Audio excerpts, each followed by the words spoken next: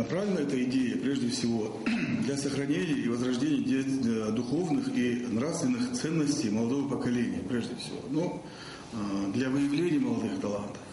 Почему? Потому что для нашей республики, я прежде всего считаю, это очень важные моменты в дальнейшем развивать их одаренных детей именно в этом направлении, помогать им, выдвигать их на конкурсы всяческого рода, творческие фестивали и так далее, и так далее.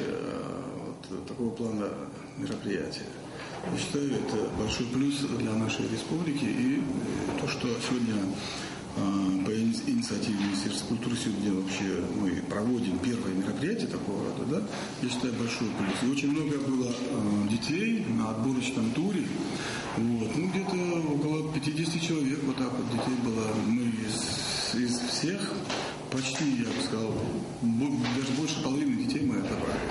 У нас на сегодняшний момент 27 участников, которые будут участвовать в финале.